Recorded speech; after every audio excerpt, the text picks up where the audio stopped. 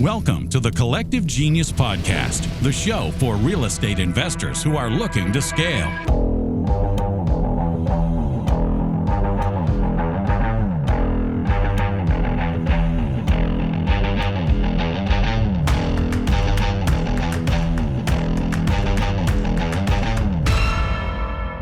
Welcome back into the Collective Genius Podcast, the number one real estate investing community in the United States, and honestly, now across the world, as we have members flying in every quarter and 3 times a year, depending upon the level.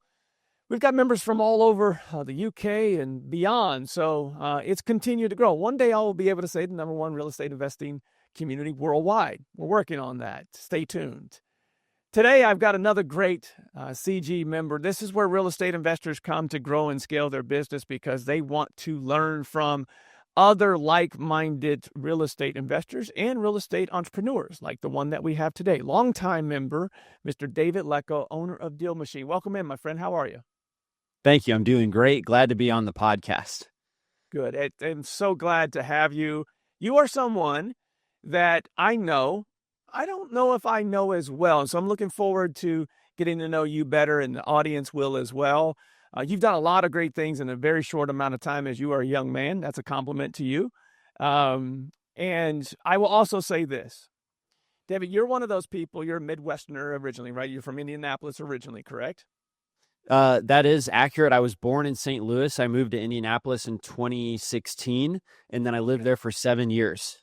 Okay, so St. Louis or Indianapolis, very Midwest. Yeah, I was going with that before we get into a proper introduction.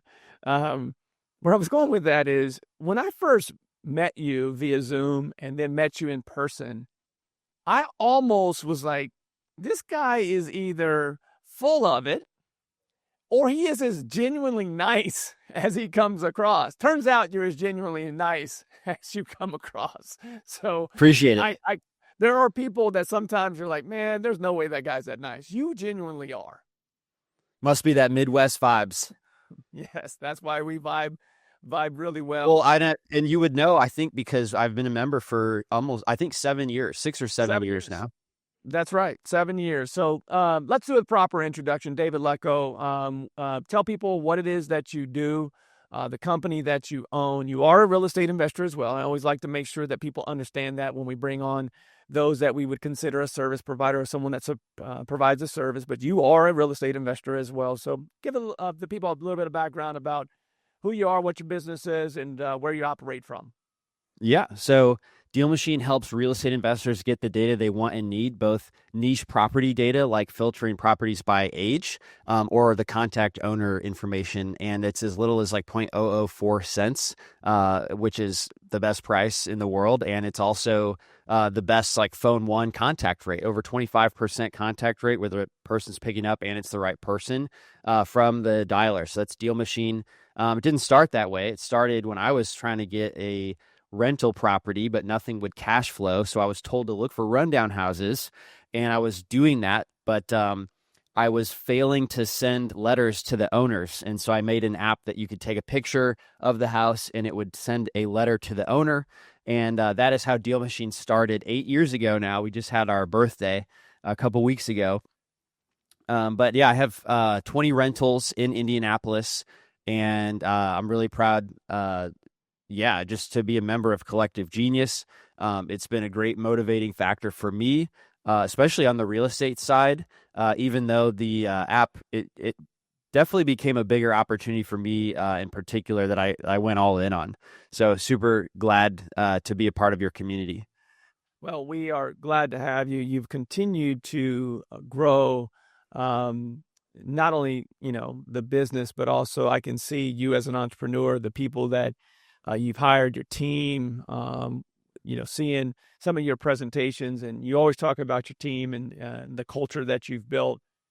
And I've continued to watch you go from just a dialing for dollars type of application to a full resource for members, for your users that can utilize technology for data, as you mentioned, skip tracing, all those things. I saw cold calling, direct mail. There's a ton of resources that started out as a Driving for Dollars app, which, by the way, at the time I think we first started talking, you were about a year into that company. So let's back up to that time frame. Why did you build this app? You mentioned, people told you to go and look for distressed properties.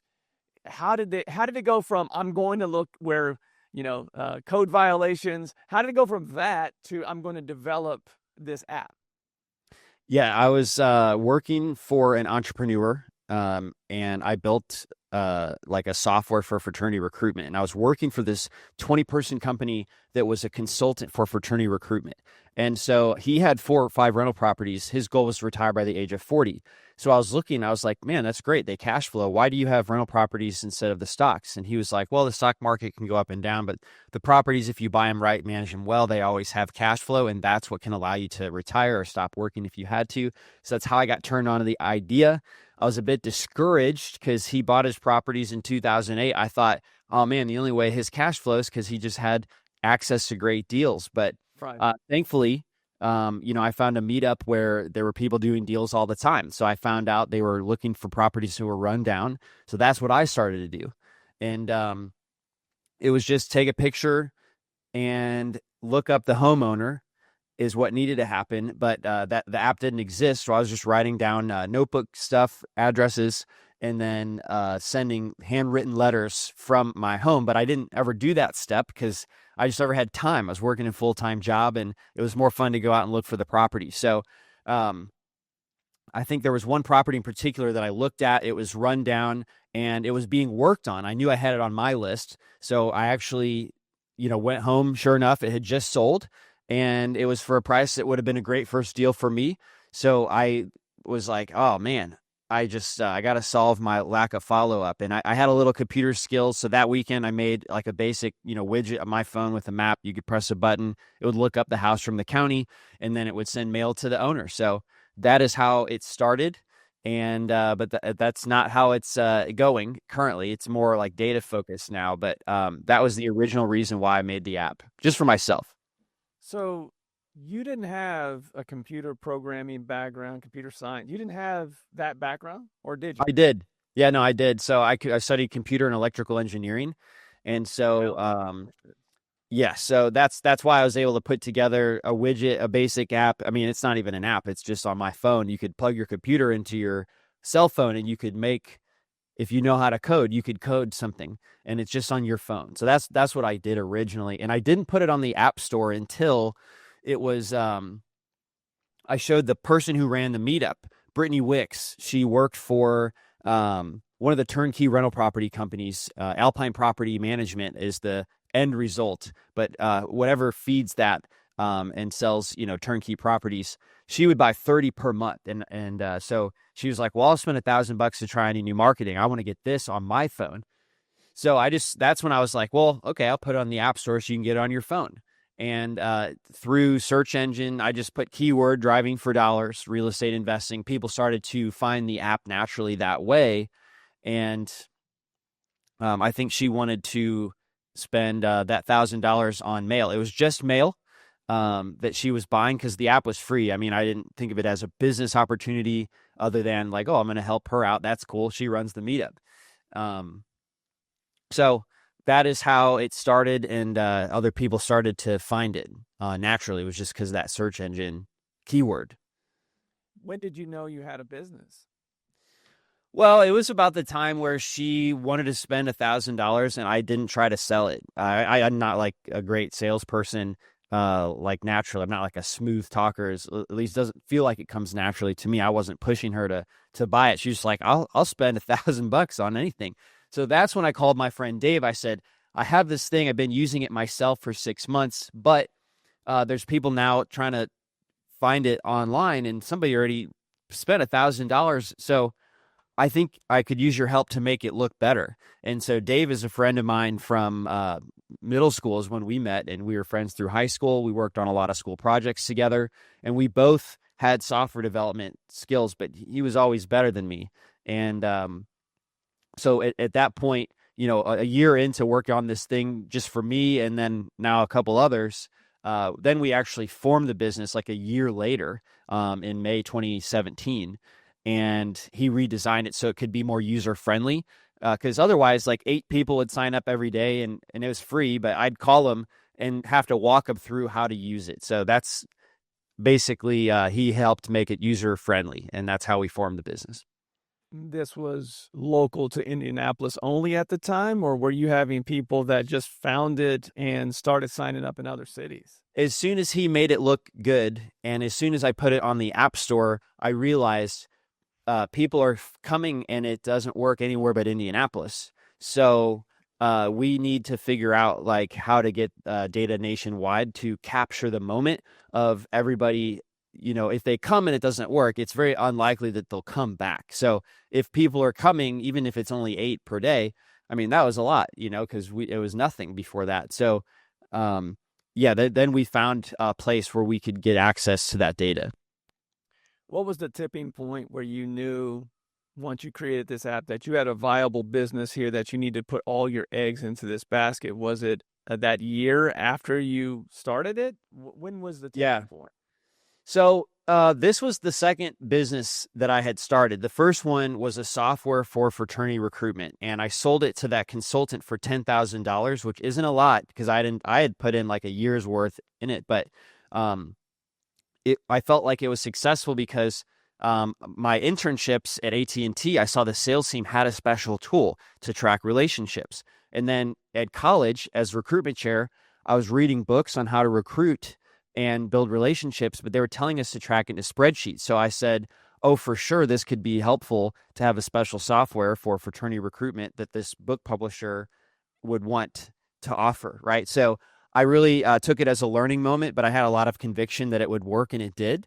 And then this was the same thing where there's like a tool to manage the relationship and a business process that's already happening in every industry. But this particular one was where I started, which was like, everyone's being told at the beginner level to go look for rundown properties. That's right. Yeah. And so I had a lot of conviction. As soon as she said $1,000 and Dave was going to remake it, I tried to quit my job. They actually paid me 4 times my salary for 3 more months to not quit my job. So it was like the best thing ever because I had so much conviction. I needed it. I really wanted it to go all in. But they actually gave me, my whole year's salary in 3 months basically. And to help them get transitioned with a new person, because I was their like one-man show on the technology side. And so that worked out great for both of us. Sounds like it. What career path as a programmer, you had already sold, the other business. Where were you headed? If you didn't have, obviously we're going to buy some rentals. Where was your, let's back up. When you were a kid, obviously, you knew you wanted to be something. What was that? Yeah, I always wanted to be an engineer, somebody who could like design cars. I specifically went into the field of electronics, which is everything from like power generation to what I'm more focused on was like how your cell phone like creates signals throughout the air to reach the cell towers. And I did computer engineering as well, which is some programming, but that was always my interest. I was fascinated by the opportunity of computers. So that was what I wanted to do. AT&T, it might seem like a weird choice to like somebody who doesn't know, but they have like a 20,000 person like IT software development team there. And, I was like doing internships there every summer. And I did the first one. They have 150,000 employees. I learned a lot. I found another area of the company to go work at. Instead of IT, which is software development, I did engineering, which is like how they build out the network and how they put devices in different places. And so I did that internship, and the company's so big, me as like a 19-year-old intern was actually telling my boss how the company works in the other department that I was in. And so it was like, I just like really had great opportunities to work in different areas of the company. I submitted some ideas. They got picked to be pitched to the CEO. They actually told me that I couldn't attend because the date was after my internship was over. But the CEO of AT&T was like, what, couldn't this guy get a hall pass? Is what I heard, because I wasn't there. And so anyway, that exposure just got me like a lot of like unofficial mentors, and I was headed completely there. Now, I actually went after I graduated to work at Accenture, and I tried to recreate that exposure again, and I just couldn't. I didn't realize how good I had it at AT&T, but if I had gone to work at AT&T, I probably would have still been there on the corporate route, climbing the corporate ladder. But it's great. You never know in life how misfortunes could be positive or negative. And this was one of those situations where my buddy Mike went to AT&T, rose through the ranks quickly. I was super jealous of him because I was doing other things. But now today, I'm super thankful for the path I chose because it took me on a great journey. So yeah, the rental properties didn't come in until after I worked for that entrepreneur and saw he had rental properties. So long story short, yeah. Did you have you by the way, I feel like this is worth mentioning. Have you heard the story of the Chinese farmer? I have. If you want to share it, though, I think it's a great story to share. Yeah, I was thinking a lot about that the other day, and this story is relevant because a lot of times in life we think things are misfortunate, and the story of the Chinese farmer goes something like the family had a horse, it ran away, all the neighbors came and said, wow, it's so unfortunate, and the farmer's like, maybe, and then a few weeks later, the horse came back with 7 wild horses, and now everybody's coming over saying, whoa, that's great, you guys got 7 free horses, and the guy's like, maybe that's great, I don't know. Then the son tries to tame one of the horses, breaks his leg, and everyone's like, oh, what a shame. And then the farmer's like, maybe. And then the army comes by to recruit soldiers, and they skip over his son because his leg's broken. And then everybody's like, that is amazing. And he's like, maybe. So the whole lesson is you just really shouldn't put too much weight into negative things that happen because you can't possibly know the consequences of what happens. And I think my story in particular was it's definitely that. I was very sad, looking at my friend Mike and how fast he was growing at the time. And so I am really thankful though for the way things turned out. I don't think it would have occurred that I would have started a business had I not, had that mistake or whatever, not choosing to go all in on that company right after I graduated. So you were a kid and you wanted to be an engineer. That means that someone around you was more than likely an engineer, a family member, someone you knew was an engineer, right? Yeah, I always like to build like erector set stuff. I had questions about like how cars worked, and I wanted to work on my car, but my mom was like, no, like just go ahead and get your engineering degree. I just had some second cousins that they were always working on their own cars. So I had a lot of second cousins and stuff that were engineers. You say that? Understand how things work. Yeah, natural. Always tinkering on how things work. For sure, yes. Makes total sense why you found a challenge and you made a business, right? That's what most entrepreneurs do. And although this is a real estate investing specific community and show, a lot of what we talk about, is entrepreneurship. My last guest last week was Caleb Pearson, and he's somebody that started in retail real estate and worked his way into single family flipping and wholesaling, and continued to find new opportunities as an entrepreneur. Got into commercial apartments and mobile home parks, and now has a fund. I mean, it's just what we do, right? You are always looking at solving.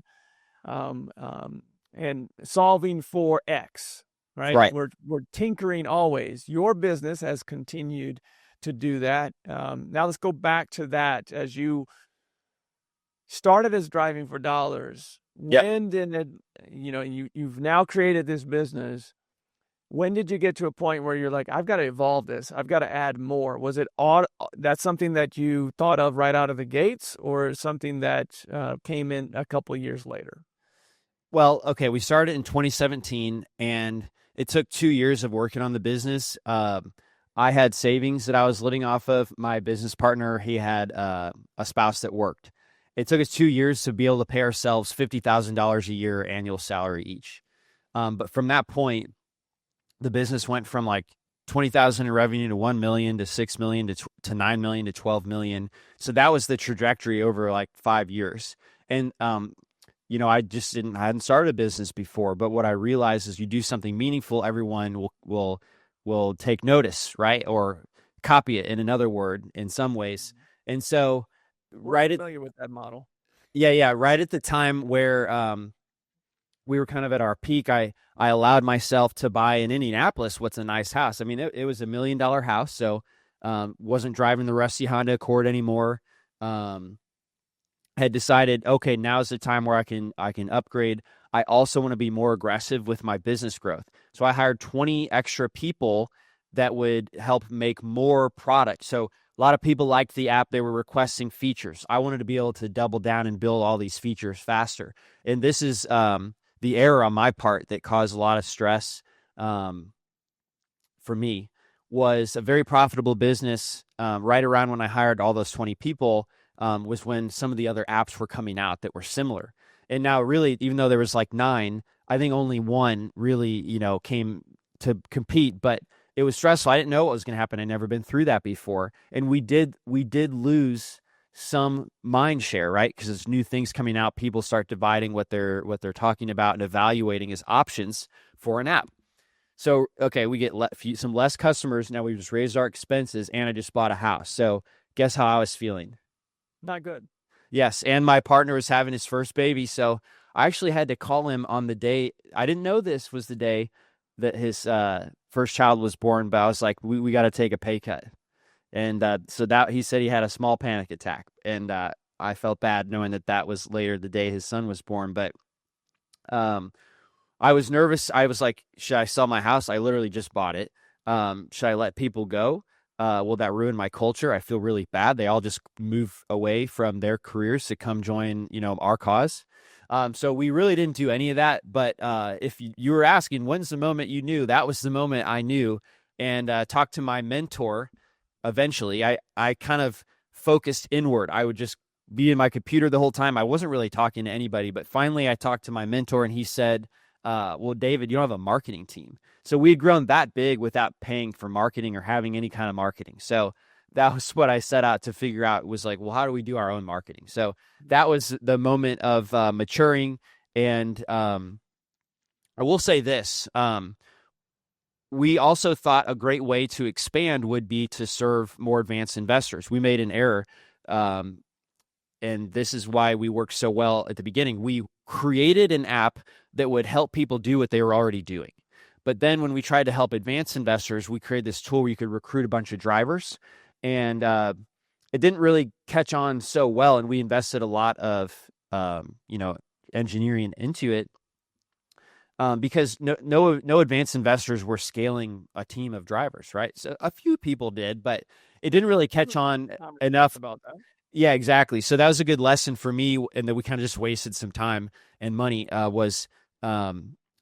You got to help people do what they're already doing and make it easier, not try to change people's behavior. That's a lot harder. Maybe Steve Jobs can do that, but I don't suggest it, So we kind of went back and through figuring out how we could provide the most value. I think skip tracing at the time was like, 10 to 25 cents. But the big breakthrough again was like 2 years ago, where we found a way to include it in the subscription. And that had been a game changer, and not just like because it's low cost data, but found the way to truly do that. And so then that we just like double in size almost with no marketing again. But of course we have a marketing team, and I went on a mission. I know a lot listening here may be, interested in social media for their business. After we had that issue where, I just didn't do any marketing, was relying on word of mouth. I thought, well, I'm going to learn social media. I would post 4 times a day. And, I would, even if the video was bad or I was scared the video wasn't good, I was like, I just have to show up and be consistent. And so that was 3 years ago. So now I get like 3 million views a month, and one video alone, like 26,000 followers.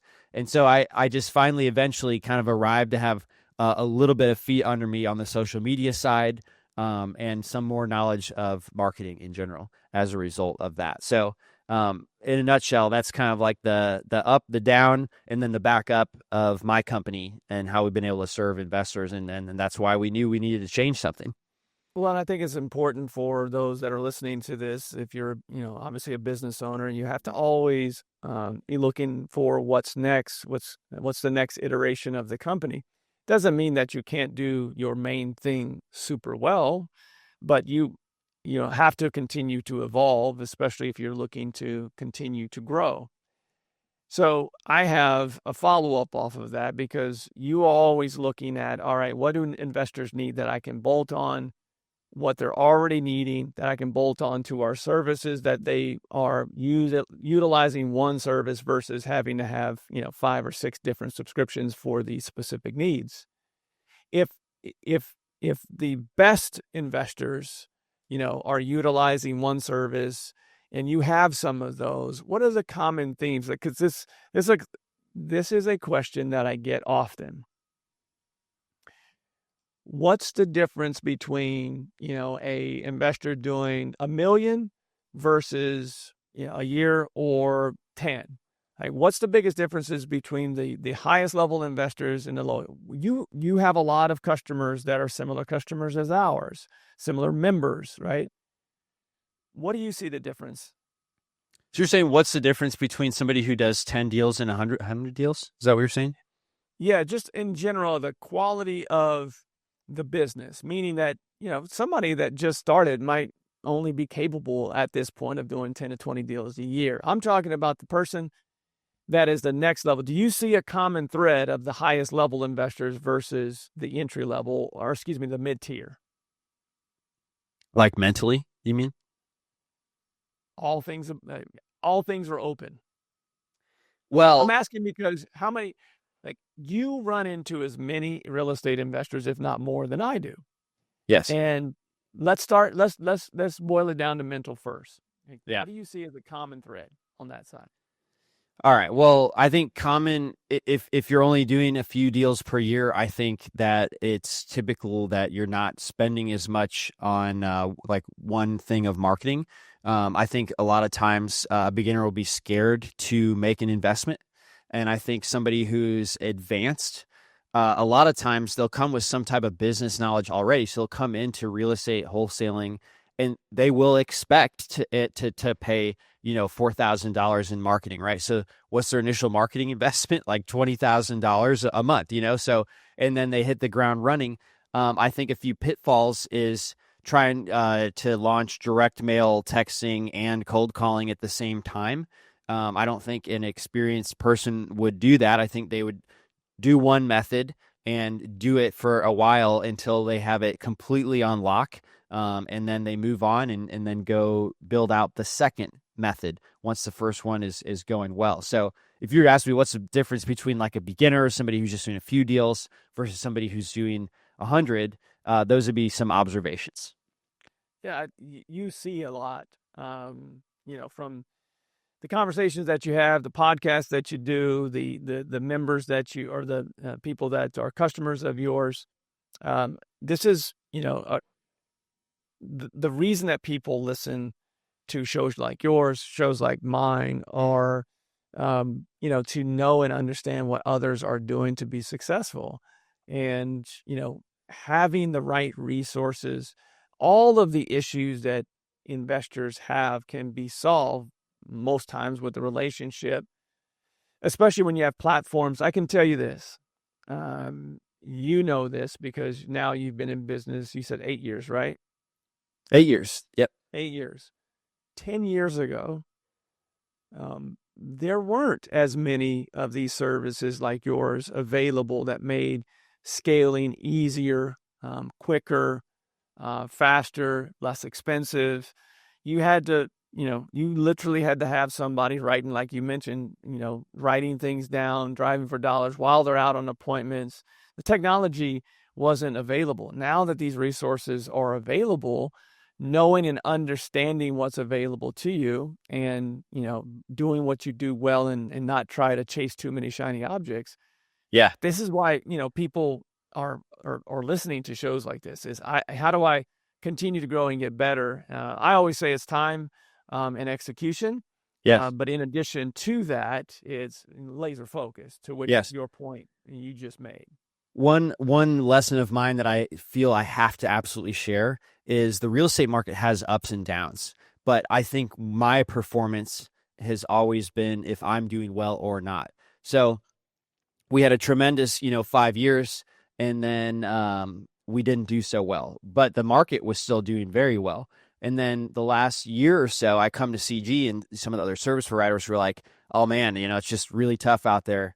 And I just kept my mouth shut because I was like, "We're out on fire. We grew in like 70%, this year." And so that's just something I've always noticed was we're doing well when we're executing well. And if we say, "Oh, well, it's the market," well, then you'll continue not to do well. I don't let my team say that because Right. the past has shown me that, okay, well, the market may be tough right now, but we need to execute better, in the current environment. And I thought that would be helpful for really any business, especially related to real estate, though, because there's always outside factors that could make it more challenging or need to pivot. Always. It doesn't matter what type of market you're in. The difference is, David, to what you're speaking to, especially from a real estate investing side, is that the market for the longest was the star, especially for those that just have been in for the last 5 to 7 years. And now you have to be the star. When the reality is, if you're the star during any market, your business will continue to grow. And that's I know that sounds simple, sounds easier said than done, but if you're always executing at a high level, the market, you're always going to get your slice of the pie, even if the pie is smaller in that particular time frame. That's what I have seen in my time on this side. All right, so let's talk about lessons as you grew, as you scaled. Give me a lesson, if you can think of one, that you learned because you were mentioning that the business was struggling at one point. Give me the biggest challenge that you had that you were able to overcome. Yeah. So a lot of employers, they struggle with retention. And the average on my team now has been like 4.5 years, but it wasn't always that way. During that stressful time, I actually jumped in and I started like submitting code. And I hadn't done that in years. And I have a team that I hired to do that. And they really weren't aware of what I was doing. So they saw that and they thought, "Oh, I don't trust them. I don't trust that they could do a good job." And that kind of behavior, like it drives people away because it makes them feel uncertain. So a huge lesson and takeaway from me was that I need to not jump in, but I need to work through the people. If you fail to work through the people that you've hired, then you're failing as a leader. You're just like doing work and you're not communicating, which is actually more important for you to do is communicate and do less of the actual work. So I don't submit code anymore. And if I do want to experiment with something, then I'll communicate, proactively on what I'm going to do and let it go through their normal process, but not break their process when I'm trying to save the day by myself. So that was a big one. The other lesson that comes to mind, Leon, is when you're going through a stressful time, I felt embarrassed and I felt stressed and I wasn't sleeping. And I would actually suggest talking with people as soon as possible. Get that communication going. I just read Art of the Deal, and the first chapter is this guy's schedule, and he's talking to so many people every day. And as a CEO, like our job is to be an elite storyteller. Our job is to use our unique connections and abilities to help the business. And so when I was stressed, that was really foolish of me to feel embarrassed and not to communicate with peers and with mentors. And then another way I got out of that stressful feeling was doing the 75 hard. I gave a presentation on this in CG, but I kind of got into this sleeping in schedule because I just couldn't go to sleep. And I finally would fall asleep at 3 a.m. and then I'd sleep in. And it just feels horrible to wake up at like 10 a.m., right? And then start your day and feel stressed again and not have any time for eating well or working out. And you have to really take care of yourself first before you could fix a business or help people in my business. And so I got out of that by doing the 75 hard. I would pay to meet a trainer in the morning. So I would have to wake up and get out of bed. I already paid him. He's going to be there. And then I wouldn't let myself come back and take a nap, but I would work the rest of the day. And even though I was still stressed, I'd be so exhausted by the bedtime that I would fall asleep and then wake up again. So it really got me out of this bad sleep stress spiral. So the fitness was a game changer. Yeah, that's a lot of good in that. There's some leadership. It's taking care of yourself. You got to lead yourself before you can lead others. There's everything that you just gave there would help any business, but specifically in the real estate investing business, that you noticed that I mentioned Caleb's pod last week. He talked about, delegation is his superpower. And that is an unbelievable superpower to have as a business leader, is the ability to trust others to do what you have hired them to do. And if they are not capable, then you make a change. But if you've hired someone, you allow them the proper time to do what they do best. And most times, hopefully, you're hiring people that can do it much, much better than you can. And so the business can only scale if you trust others. If you were putting your finger on what it is that your superpower is, what would you say that is? Yeah, I'm like 80% good at everything. So it's pretty easy to hire somebody that's actually better than me at the thing. But I'm very observant. And if something's not going well, I would say, my superpower is being able to handle everything that we don't have a specific person for.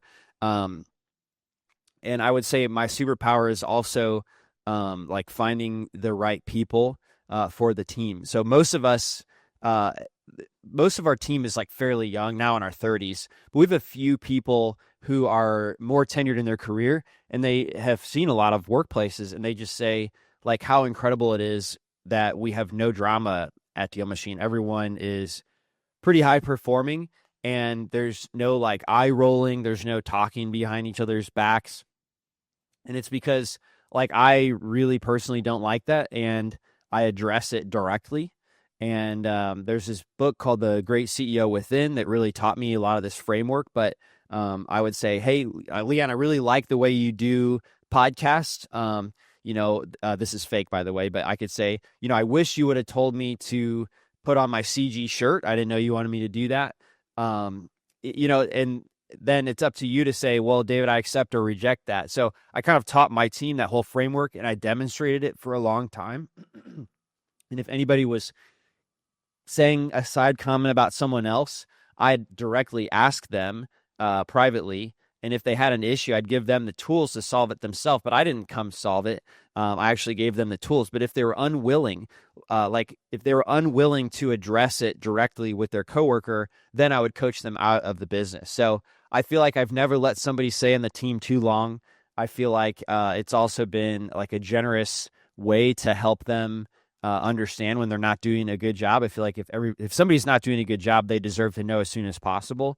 And then you directly coach them out. Well, it doesn't seem like it's a good fit. So if you could stay for 6 months 6 weeks while I find a replacement, I'll also give you a good review at your next place for the good things that you've done.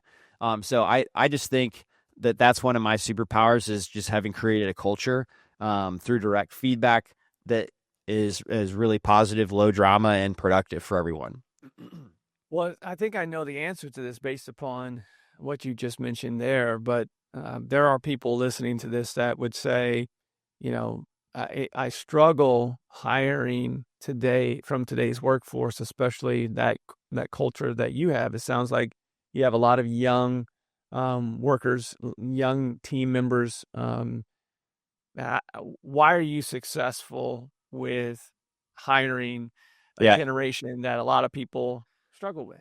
The use of a test project. So some small companies might do this. I've never seen a big company do it, but no matter what the job is, I actually want to pay them to do work that will be exactly the same work we'll be doing together. Interviews are fake. The only way to know what it's like to work with somebody is to work with them. So for a customer support representative, it starts with, hey, send me a 2-minute video, and you should tell me, why you liked, DealMachine and something fun about your culture or the city where you live. And so I'll just look through the videos and say yes or no based on honestly the first 4 or 5 seconds. So it's a good filtering mechanism. And then a lot of people just won't do it. So I know they were just mass applying to jobs. And then the next thing is I'll say like, I'm going to pay you the normal rate for this job hourly to go and like spend 8 hours like learning this stuff. And I'll pay you on the day of completion. And then the next day I'll say, I want you to actually like, answer some chat support based on like what you just learned. And so on the software engineering side, or on like this, I'll give another example. So on the software engineering side, like we wanted the export tab to be a bit wider. So I actually paid 7 people $300 to do the same exact thing. And when you pay 7 people to do the same thing, you can very clearly see, oh my God, like this person is a total game changer.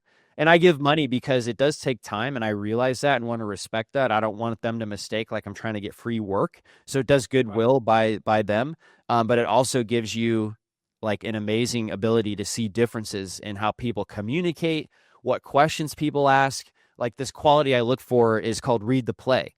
So for the customer support one, I'll say, send me this 2-minute video. Some people will ask, well, when is the deadline? How would you like me to send it? What resolution is okay?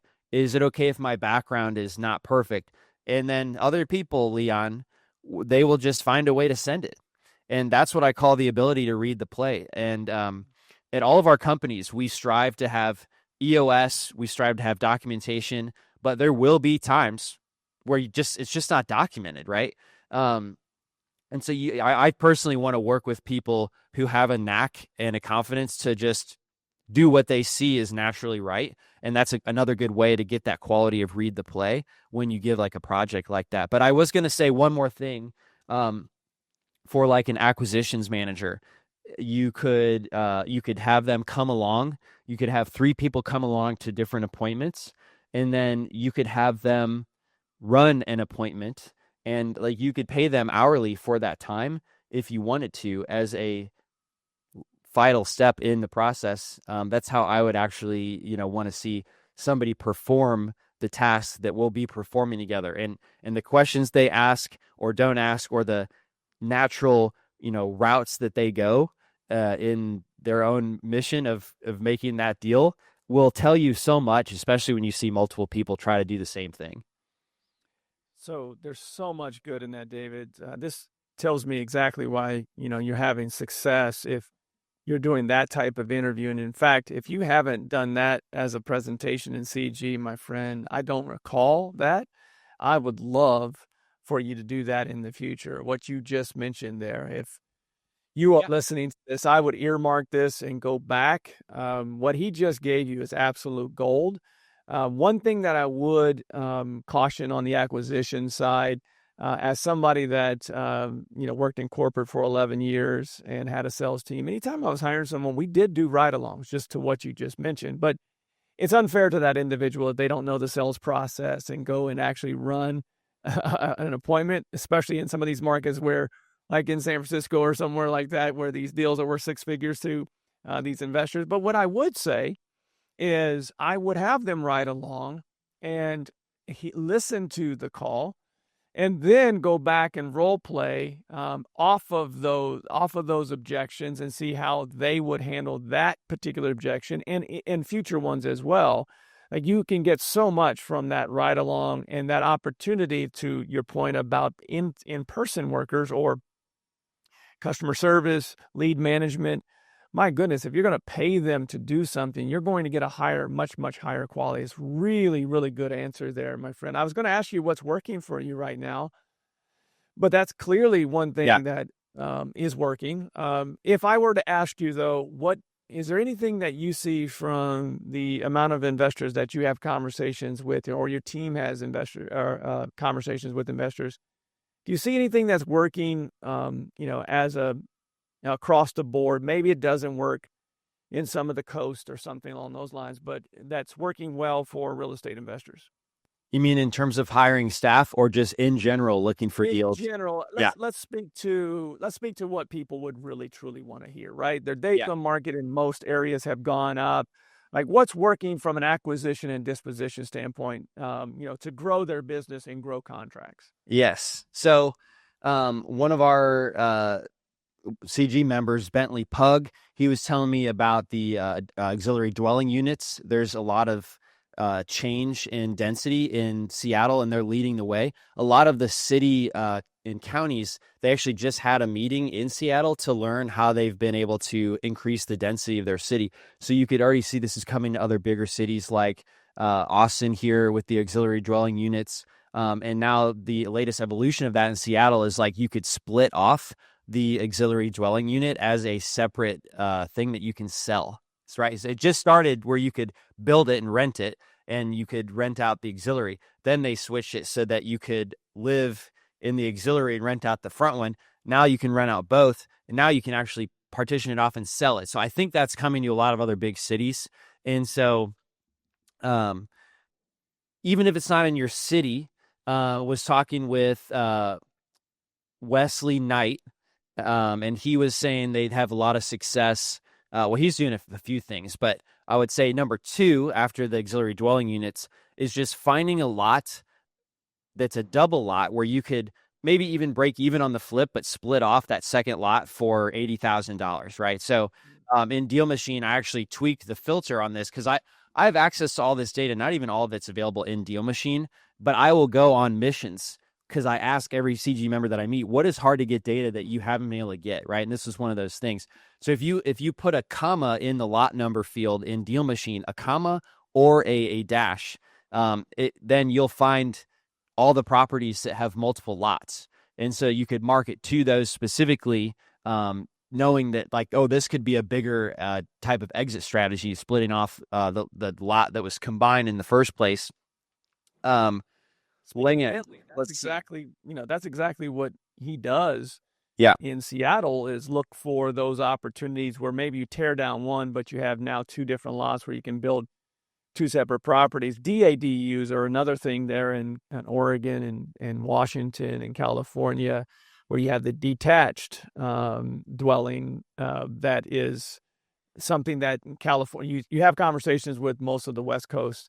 You will hear that a lot more. What I loved about what you just gave, though, is that like for those that are getting data from you or skip tracing things, that's the type of stuff that I think people want to hear. What people are having success with utilizing your information and very specific information right now is working for them. Anything else you have other than split lots and commas to see what's available? On the land flipping side, Colin Murphy, shout out. He's one of the guys in Spain that flies in every time. Speaking of worldwide, here we go. Yeah, he was just like, well, I noticed nobody under the age of 65 sells me their land, so I'm going to stop marketing to him. And so you actually filter by the owner age as well, because that's good.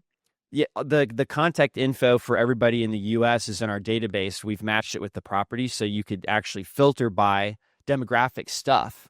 So I think that's actually the only place where you could do that, but he's using it that way. A couple other things that are kind of under the radar. It's not on the app or anything, but I was just like pulling lists specifically, was these people who flip land, they realize they can get the top dollar from independent builders. If they sell it to a big builder, well, after the second or third lot you sell them, they're going to really they're going to want to buy it for cheap. They're going to want a discount, right?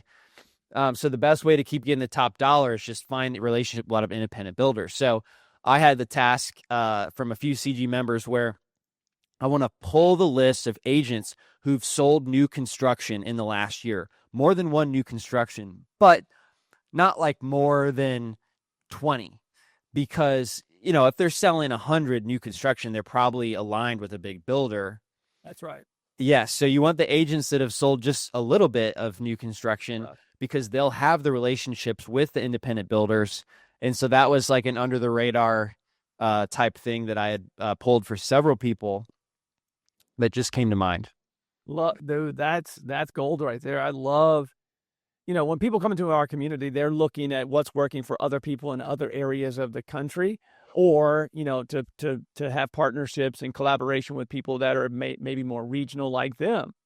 That is the type of information that they're coming in for. Practical data, practical information that they can apply tomorrow that helps them maybe get an extra deal a month or an extra deal or two a month or a year, right?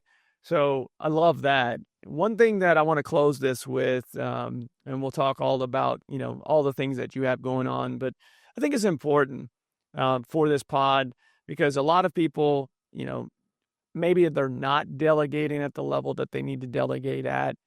Maybe their work-life balance. And there's a season for it. For balance is tough. When you're growing a business, balance doesn't really exist. As you start to get to a point where you can start delegating and hiring teams, that's what scaling is. And maybe you take less profit, but you have more time to grow other things. You're somebody that on social media, we see quite often, you've got a nice, fun hobby that you do, racing cars. Obviously, that's some balance. That's a hobby that you do to get maybe to blow some steam.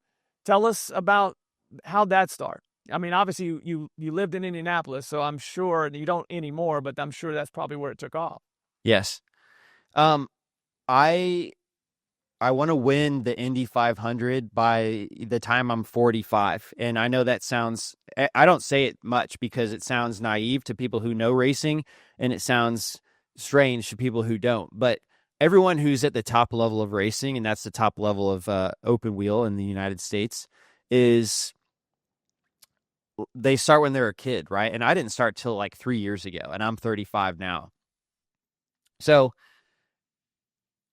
it all started back when I was having that stressful period. My friend Gary was like, hey, do you want to do a $500 car race? And I was like, yes, because I'm adventurous.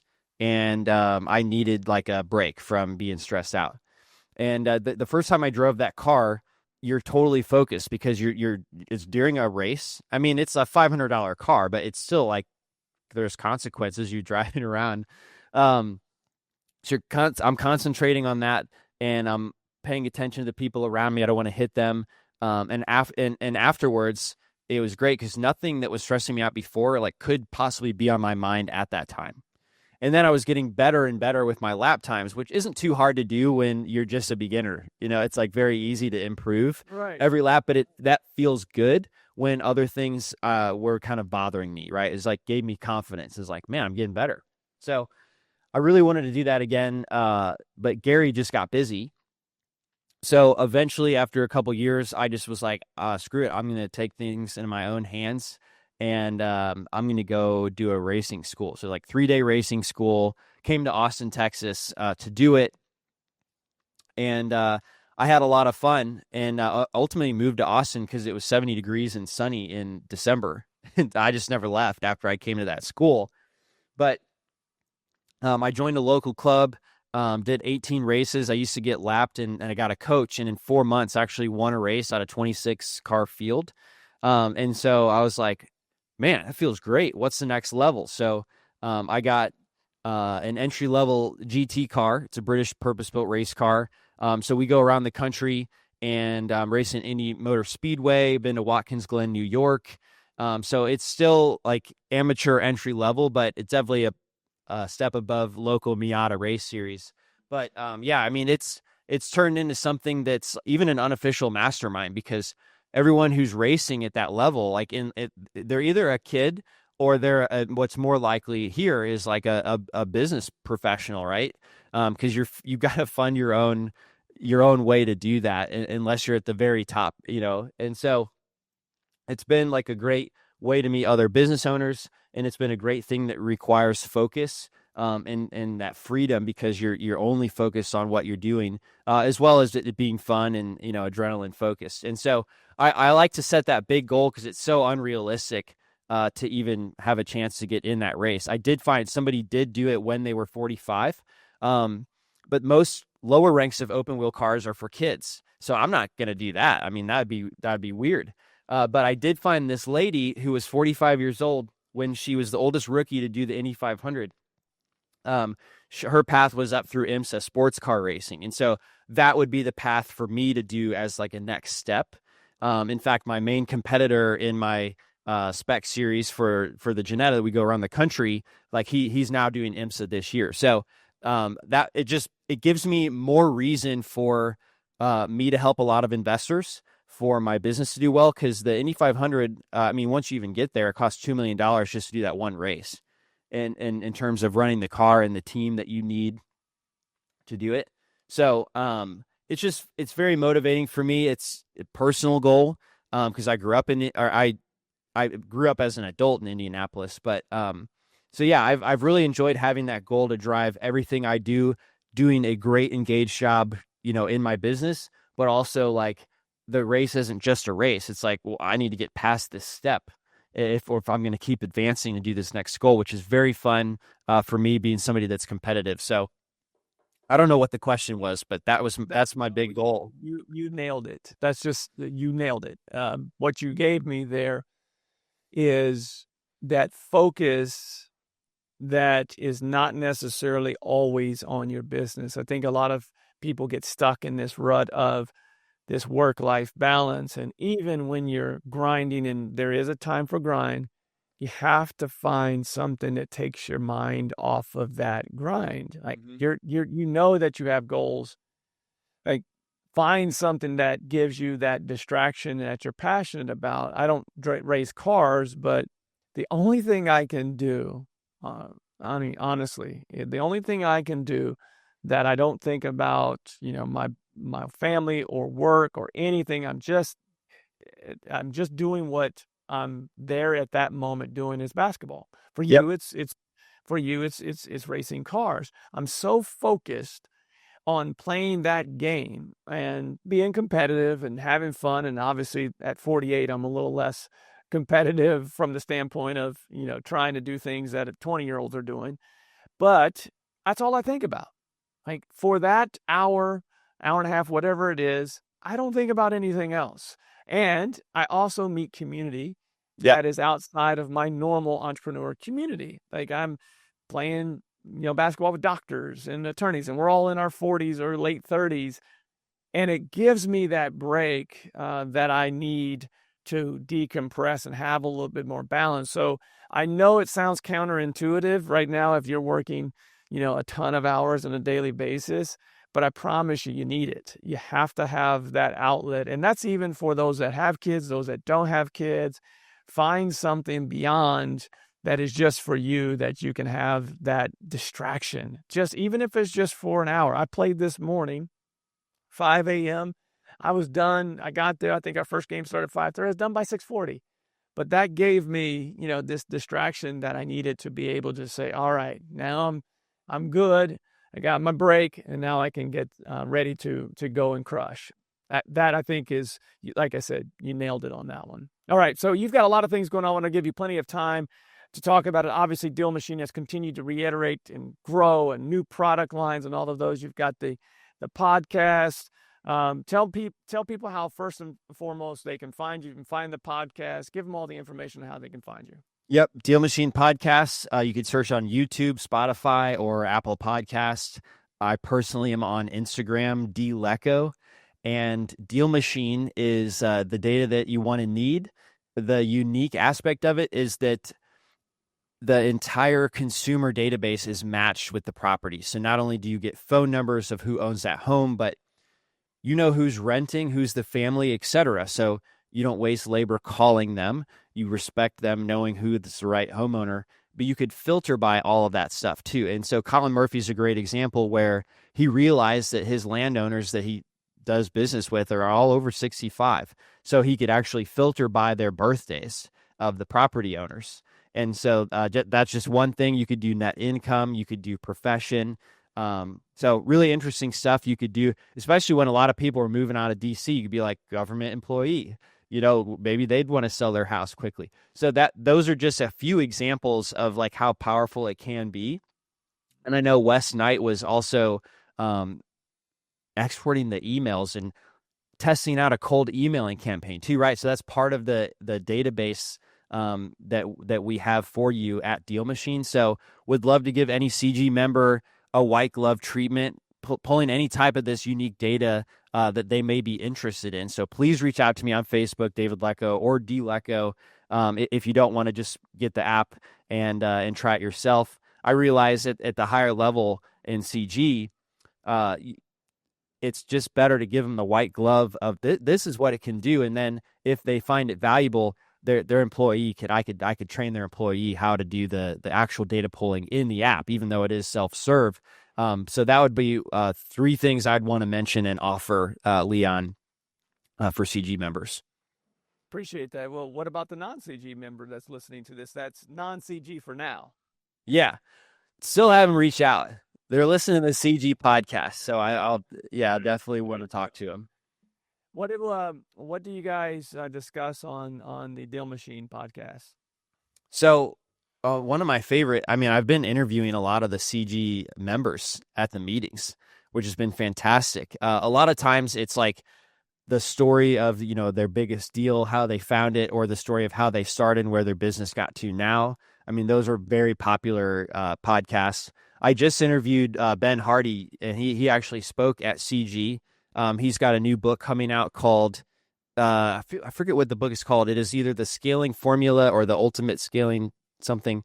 That guy's always writing. For those that don't know, Dr. Benjamin Hardy wrote Who Not How. Yes. He's always, it seems like every other year he's got a book coming out. Who Not How. I hear real estate investors quote that book all the time. I was so honored he reached out to be on the podcast. He's got this book launching in July.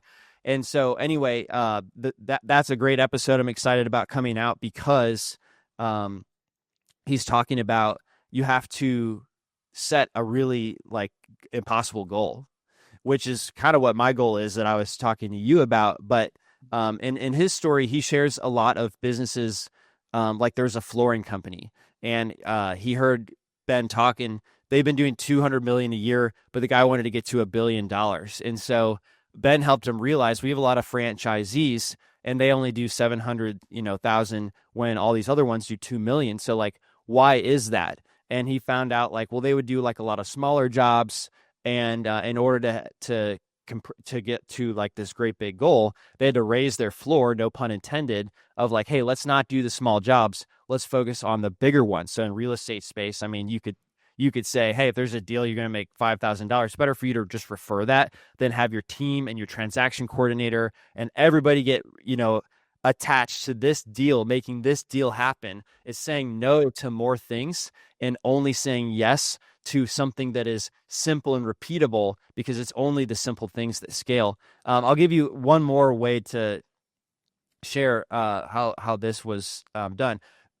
President Kennedy in the 60s, he was worried that democracy would go away because communism was really popular, Russia, etc. And so there were ways that he could fight it. He was like, well, we could literally send soldiers over to battle the communists. And there were 6 options like that. And then the 7th one was just we could inspire the world by going to the moon. And when you compress your timeline, if you have a 10-year goal, you could probably do it in 3, maybe even in 1. But if you had to do it in such a shorter amount of time, you'd come up with solutions and pathways that just didn't seem obvious before because they're not linear, right? It's a different way to think about it.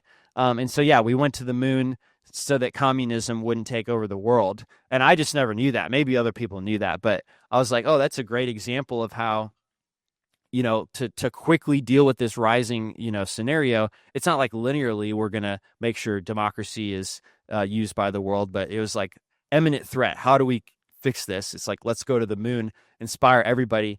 Eyes are on us. They'll want to be like us. So that was just a couple of things on the most recent episode of the DealMachine podcast. Inspirational, but at the same time, it wasn't just for inspiration. It was for technology so we could build better missiles and things like that on the defense side as well. Because if you're building rockets to go to the moon, you can darn sure build them more efficiently to go to Russia. So there's a little bit more to that story, but inspirational for sure. And quite frankly, Dr. Benjamin Hardy, he's one of those that if you're, I always ask people what their favorite book to recommend, but any of his. I remember while he was on the stage talking about Who Not How, he had pretty much had already completed 10X's easier than 3X. He had already completed that book and was talking to us about it and gave us an early copy. That's how he had just already moved on to this bigger thinking concept. And I think it's super important that everyone push. You have, the goal in 10 years to drive in the Indy 500 or win it. Is that what you said? Win it? Win it. That'd be super impossible. I love it.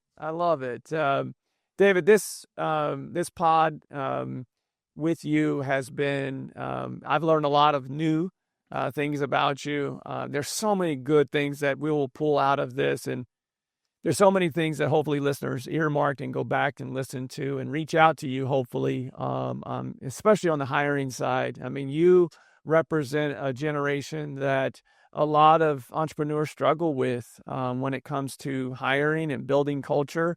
Clearly, you've done that. You've made it known on your site. You have your mission statements, your core values, and all those type of things. You make it known, and I think that's super important. And if you do have questions for David, I would encourage you to reach out.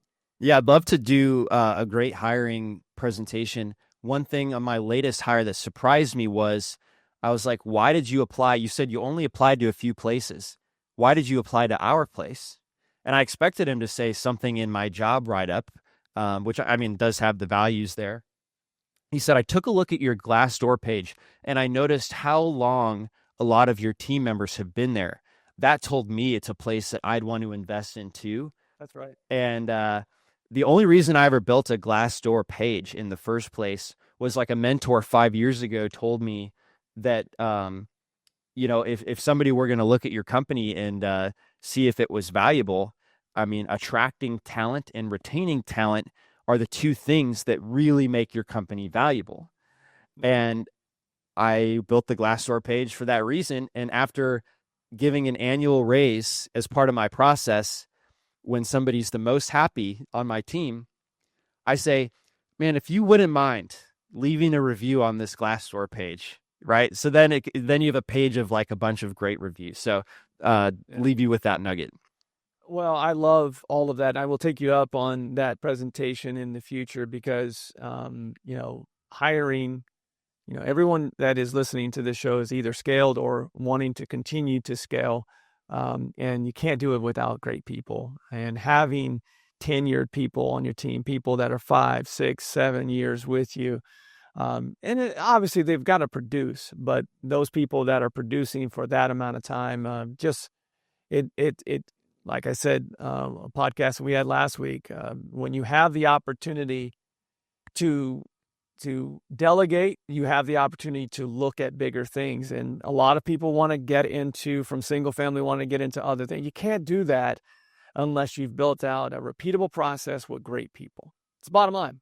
So thank you, my friend. I appreciate it. This has been a great podcast. I thank you for your time. I know your time is valuable. Thank you. And can't wait to see that presentation on hiring. Thank you, Leon. Appreciate the time, David, and appreciate your time for watching and listening to the CG podcast. I think we're in the 22 episodes now. This has been fun every single episode. Obviously, if you would love to be in a room with a member like David Lecko that's been with us now 7 years, there is a ton of entrepreneurs in that room or any of our rooms, just like David, that have great data and lessons of hiring, all those things. You can check us out at thecollectivegenius.com. There's where our application is. It's a quick, easy process. Fill out that application. We'll have a consult, and if we're a good fit for you and you're a good fit for us, then we could talk about next steps. We'd love to have that conversation with you in the near future. Again, you can find that at thecollectivegenius.com. And if you want to go back and watch any of these episodes or go back and listen to what David said, you can always find the YouTube versions as well as the audio versions on thecgpodcast.com. Look forward to seeing you or having you on this episode next week. The CG Podcast. What a great way to end this. David, thanks again. We'll see you next week, everyone. Thank you, Leon.